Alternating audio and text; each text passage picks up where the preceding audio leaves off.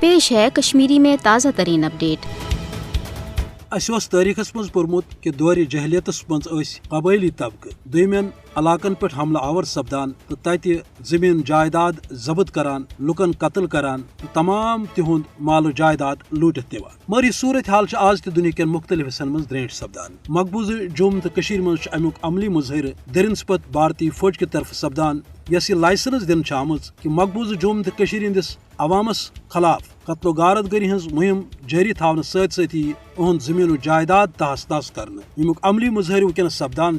مگر افسوس یمہ کتھ ہند کہ بازمیر دنیاک طبقہ یا خاموش یا مالی مفاداتن تحت بھارتی سامراجس پس پوچھ ڈکھ کران۔ بھارتچ فاسٹ مودی حکومتن مقبوضہ جوم تو ہند لکن ہند حق آزادی ہز آواز دبان خاطر ون جائیدادن پہ قبضہ کرنک تو قتل و غارت گری ہز مہم تیز کرمز۔ ضبطی مضموم مجرمانہ کاروائین تحت جماعت اسلامی تو دویمین آزادی پسندن ہند کرور بد جائیدادک ملکیت ضبط آمت کرنے تو ونکس مہم جاری۔ یتھ سلسلس مز NIA SIA ہش خوفناک ایجنسیز استعمال کرنے تو باخبر ذرائعن ہند ون کہ 250 کھت زیادہ مزید لکن ہند جائیداد ضبط کرنے خاطر نو مہم برونٹ کن ان مدات مقصد فاسسٹ نریندر مودی سند مقبوضہ جوم تو عوامس خلاف انتقامی کاروائی تاکہ کوشر عوام اس حق آزادی ہند مطالبہ کران